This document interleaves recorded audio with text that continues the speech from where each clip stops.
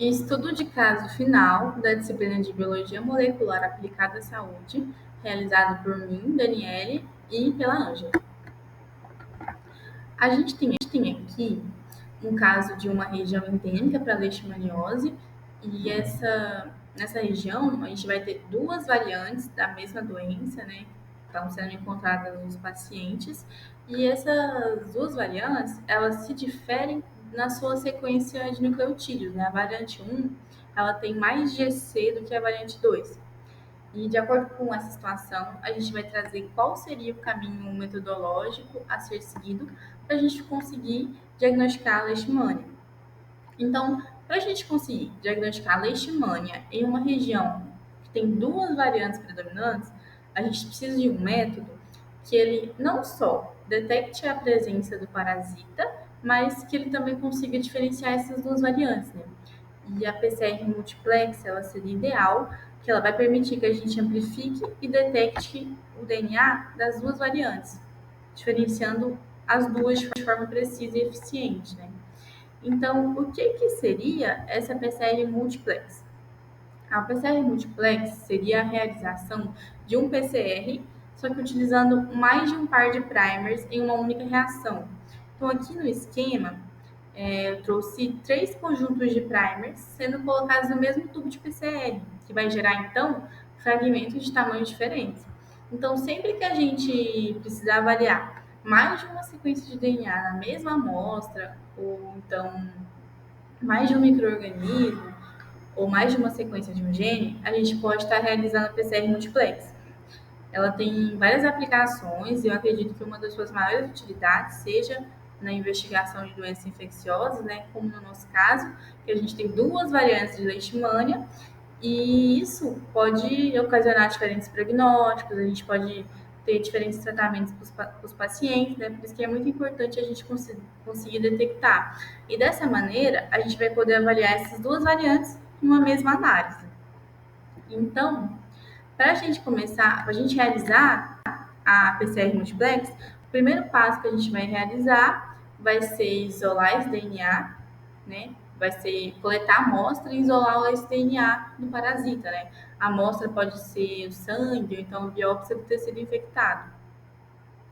E para a gente fazer a extração, fazer a isolação do DNA da leishmania, a gente vai precisar de kit de extração de DNA. Então, para a gente fazer isso, tem alguns passos que precisam ser seguidos. E o primeiro passo vai ser a etapa da lise, né? Lise seria quebra. Então, a gente vai quebrar a célula para a gente poder expor o DNA. Depois, a gente vai fazer a ligação, que a gente vai reter e concentrar esse DNA. Depois, a gente vai passar pela etapa da lavagem, que a gente vai tirar essa gordura e essas proteínas que ficam na membrana, porque elas geralmente são resíduos contaminantes, né? A gente precisa deixar apenas a membrana com o DNA. E a última etapa seria a etapa de eluição, que a gente vai liberar os ácidos nucleicos, né? E o DNA vai estar purificado, pronto para ser utilizado em diferentes aplicações. Então, o rendimento e a qualidade do DNA que foi extraído vai depender do kit, né, que a gente utilizou, e isso pode interferir diretamente nos testes que a gente realizar. Então, o próximo passo seria, né, para a PCR multiplex, a gente precisa desenvolver primers específicos para sequências únicas de cada variante, né? Então, os primers, eles precisam ser desenhados de modo que eles vão se ligar nas sequências que diferenciam essas duas variantes. Então, como a variante 1 tem uma proporção maior de GC, isso vai influenciar na estabilidade da dupla fita. E aí o ponto de fusão, né, a temperatura de melting vai ser maior. Então, essas diferenças elas vão ser úteis para a gente conseguir ajustar o desenho dos primers de modo que tenha uma afinidade maior pela sequência de uma variante do que da outra, né? Que ele tenha uma afinidade maior pela sequência da variante 1. Então, os primers eles precisam ser desenhados para se ligarem apenas à sequência alvo de cada variante. Isso vai fazer eles ficarem posicionados em regiões onde existam nucleotídeos únicos em uma variante que não existam na outra. E aí, assim que a gente conseguiu, a gente desenhou os primers, agora que a gente tem os primers para as duas variantes, a gente vai começar a preparar a mistura da reação. Então, o que, que vai ser necessário para a gente poder começar a PCR? A gente vai precisar do nosso DNA mold, né, que é aquele DNA que ele vai ser copiado, ou que contém um fragmento que vai ser copiado, né, ao longo da PCR. A gente vai precisar, a gente tem os primers, né, que a gente desenhou, que são os fragmentos de DNA de fita simples, que são desenhados especificamente para a gente conseguir amplificar o nosso alvo. A gente vai precisar dos nucleotídeos, que são a unidade formadora da molécula de DNA, e também a gente vai precisar de uma enzima que vai sintetizar a nova fita, né? Ela vai usar justamente esses nucleotídeos, vai colocar eles na ordem certinha e vai copiar o fragmento alvo, né? E quem faz isso é a DNA polimerase. A gente vai precisar também de uma solução tampão, que ela vai tamponar as condições da reação e vai manter as condições estáveis, né? A gente vai precisar de água e a gente vai precisar de um íon bivalente, né? Geralmente a gente utiliza o cloreto de magnésio, que ele vai funcionar como um cofator para a DNA polimerase. Então a gente vai pegar todos esses ingredientes, né, e vai misturar eles em um tubo, e é isso que vai ser necessário para a gente começar a nossa amplificação. Então, depois que a gente colocou todos esses ingredientes no tubo, a gente criou condições para a reação acontecer, o terceiro componente vai ser a temperatura. A gente pode dividir a PCR em três passos, né? Três passos principais. O primeiro passo a gente vai chamar de desnaturação. Então, esse aqui vai ser o meu fragmento alvo, né? Eu trouxe aqui no esquema o meu fragmento alvo. E aí, quando o fragmento alvo que eu quero copiar, e aí, quando eu pego esse tubo com todos aqueles ingredientes que a gente colocou e eu aumento a temperatura dele para 95 graus, o que, que vai acontecer com essas pontes de hidrogênio que ligam uma fita de DNA na outra? Elas vão se romper, né? Elas vão se dissociar e vão se desnaturar. Eu trouxe aqui no esquema para conseguir visualizar melhor, né? Vai formar duas fitas simples. Então, nesse caso, né, no nosso caso, a desnaturação vai permitir expor as duas fitas de DNA de ambas as variantes de leishmania. E é isso que acontece no primeiro passo, né? A desnaturação da dupla fita, tornando ela em duas fitas simples. Agora, a gente vai para o segundo passo, que a gente chama de anelamento, né? É onde a gente vai baixar a temperatura de 95 graus para mais ou menos 60, e aí vai ser nessa temperatura que os primers vão começar a agir, que eles vão entrar em ação. Então, os primers que a gente desenhou, eles vão ser exatamente complementares à extremidade, às duas extremidades do meu fragmento, alvo, né? Pois eles foram desenhados para isso, né? Para serem específicos. Então, eles vão se ligar a essas sequências específicas. Por isso que os primers eles são responsáveis por dar, né, especificidade para a PCR, porque é muito difícil que um primer se ligue a uma região que não foi feita para ele, né? Por isso que eles que dão especificidade para a PCR. Então, é isso que vai acontecer nessa etapa. Os primers eles vão se ligar exatamente nas suas sequências específicas nas extremidades do meu fragmento. E como a variante 1 ela tem mais GC, então quer dizer que ela tem ligações mais fortes, né? Ligações mais estáveis. Então, a temperatura de anelamento precisa ser ajustada para a gente garantir que os primers específicos de cada variante se liguem certinho, se liguem corretamente, né, sem comprometer a especificidade. Aí, agora, a gente vai para o terceiro passo, que a gente chama de extensão, que nesse passo, que a DNA polimerase, ela vai começar a construir a nova fita, né? Ela vai começar justamente a partir das extremidades, dos primers, né? Porque ela só consegue se associar em estruturas que são dupla fita. Por isso que é tão importante esses primers serem adicionados, né? Então ela sempre vai adicionar nucleotídeo no sentido 5', 3', e ela faz tudo isso numa temperatura de 72 graus.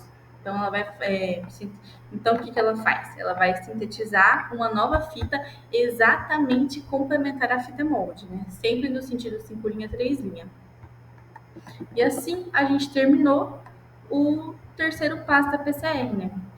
E no nosso caso, da leishmania, né, durante a extensão, a TAC polimerase, que é a enzima que vai sintetizar a nova fita, ela vai copiar a sequência de cada variante, usando os primers específicos como ponto de partida, e aí no final a gente vai ter novas cópias do fragmento de DNA das duas variantes de leishmania. Então essas três fases, né, desnaturação, anelamento e extensão, elas vão ser repetidas em ciclos, e a cada ciclo, a quantidade de DNA-alvo das variantes vai ser duplicada. Então, no final de todos os ciclos, a gente vai ter uma quantidade suficiente de DNA para poder identificar a presença de cada variante da leishmania, né? Para a gente poder, posteriormente, conseguir visualizar.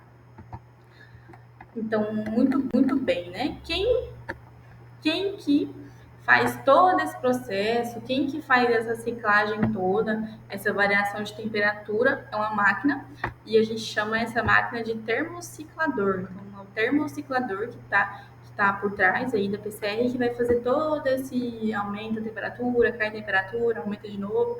É uma máquina chamada de termociclador. Então, a gente terminou de amplificar nossas variantes da leishmania, né? A gente acabou de fazer a PCR multiplex. Como que a gente vai conseguir visualizar isso? A gente vai visualizar por meio da eletroforese em gel de agarose, né? Que ela vai permitir que a gente observe e identifique os fragmentos de DNA. E esse processo, ele funciona como se fosse uma peneira elétrica, onde os fragmentos de DNA eles vão ser separados com base no tamanho. Pelo nome, né, a gente já sugere que ele seja envolvido por um gel, né, que seria uma placa de material gelatinoso, e eles são feitos, esse gel, ele é feito de agarose, que é um tipo de açúcar, e aí quando essa agarose, ela é aquecida em que esse tampão seria água com sal, e a gente coloca para esfriar, vai formar um gel sólido que é um pouco mole. E aí, esse gel, ele no nível molecular, né, ele é uma matriz de molécula de agarose que vai ser mantida unida por ligação de hidrogênio e vai formar microporos. Microporos. E aí, em uma extremidade, esse gel ele tem cavidades semelhantes a alguns bolsinhos que a gente vai chamar de postos, que vai ser onde as amostras de DNA vão ser colocadas. Então, as amostras de DNA elas vão ser colocadas nesses postos, que seriam os fragmentos de DNA de cada variante. E aí, antes da gente colocar o DNA, na verdade, a gente precisa, esse gel ele tem que ser colocado em uma caixa de gel. E aí, uma extremidade da caixa, ela vai ser ligada a um eletrodo positivo e a outra extremidade vai ser ligada a um eletrodo negativo. Então, o corpo principal da caixa, que é onde o gel vai ser colocado, ele vai ser preenchido com uma solução tampão, que vai ter o sal, que é esse sal que vai conduzir a corrente. E aí, a extremidade do gel, que tem uns postos voltados para o eletrodo negativo, e a extremidade sem postos vai ser para onde os fragmentos vão migrar, porque o DNA ele tem uma carga negativa, então ele vai ser atraído para o lado positivo. Então ele vai migrar para a extremidade sem postos.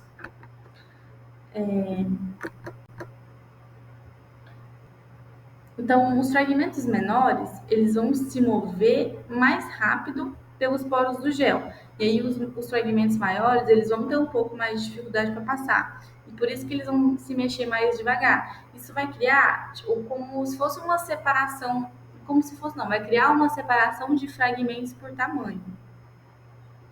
E aí, uma vez que esses fragmentos forem separados, a gente vai conseguir examinar o gel e ver quais os tamanhos de faixa que foram encontrados.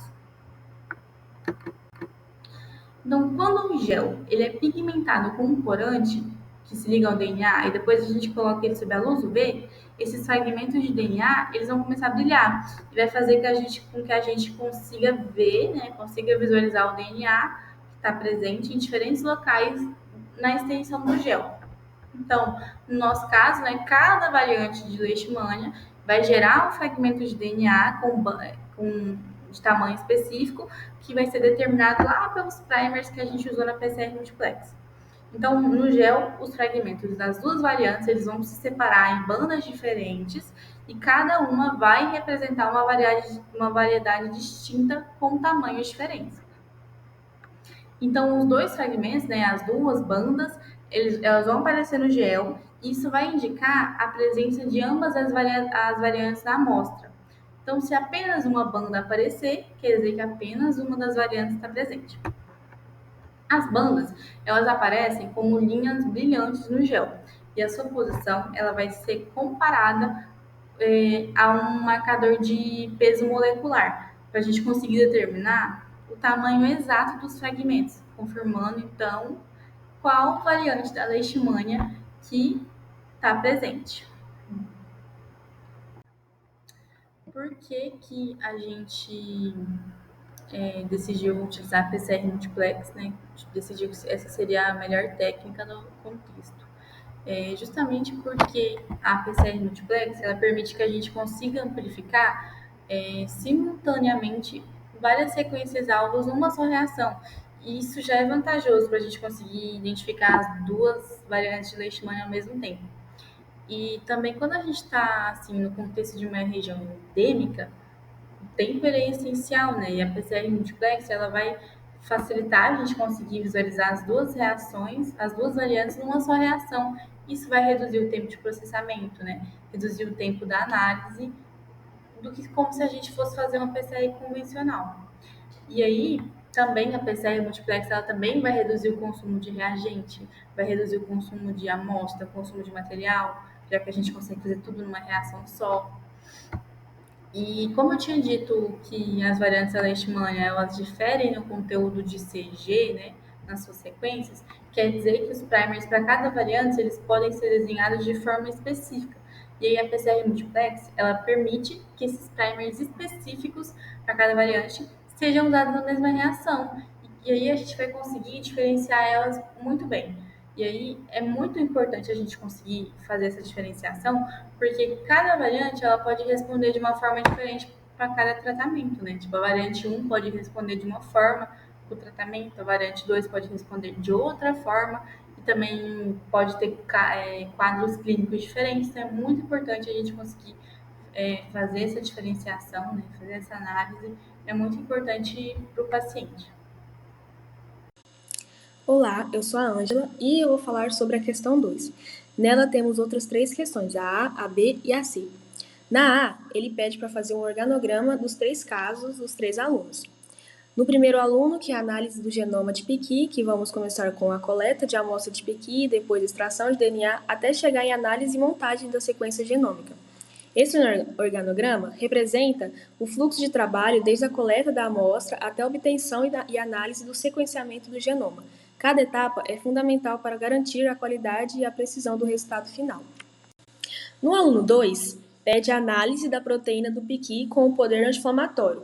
Primeiro vamos ter a coleta da amostra de piqui, depois a extração de proteína, que é utilizando tampões de Lise inibidores de proteases, até chegar na fase de análise de correlação e estudos adicionais sobre o gene da proteína.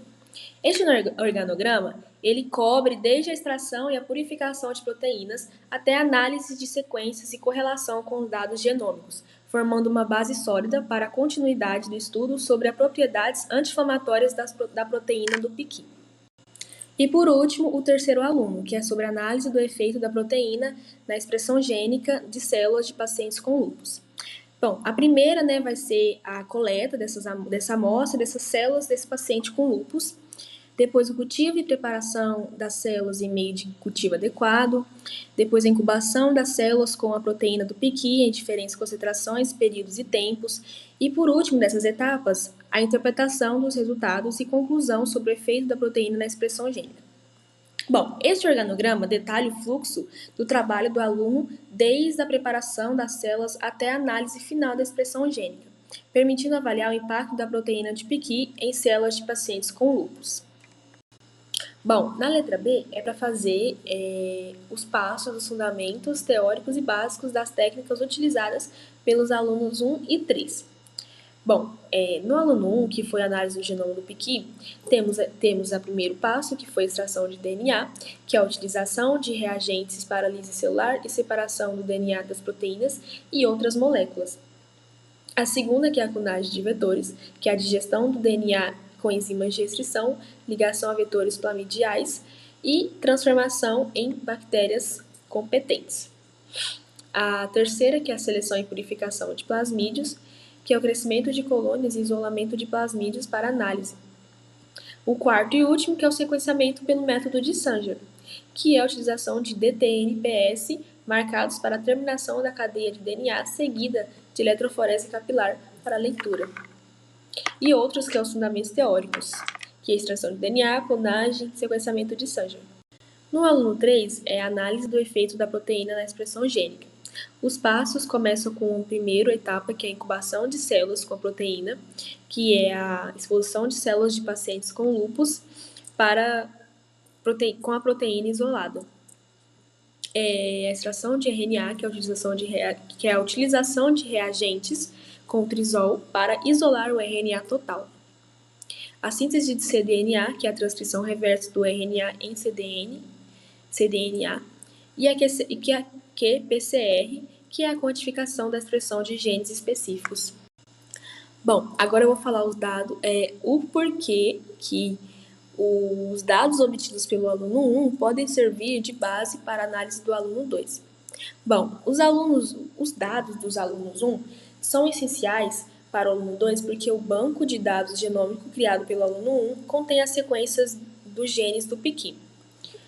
Isso permite que o aluno 2 identifique os genes e codificam as proteínas com potencial anti-inflamatório, correlacionando a sequência proteica encontrada com as sequências genômicas. Dessa forma, o aluno 2 pode mapear a proteína à sua sequência de DNA correspondente e entender melhor a função e regulação dessa proteína. Isso facilita e acelera o processo de pesquisa, criando uma base sólida para os estudos que ele for fazer. Bom, aqui mostra, as etapas desse desenho experimental que o aluno 3 vai analisar o efeito da proteína anti-inflamatória obtida do Piqui na expressão gênica de células de pacientes com lúpus. Primeiro a gente vai ter a coleta de células, que vai ser mantida em condições ideais para sua sobrevivência. Depois vai ter o grupo controle e o grupo tratado, vai ser colocado no grupo tratado, depois vai para a incubação, depois da extração de RNA, depois de síntese de cDNA, depois vai para a análise de expressão gênica por PCR, que é a PCR em tempo real, depois vai para a análise dos resultados. É isso, muito obrigada.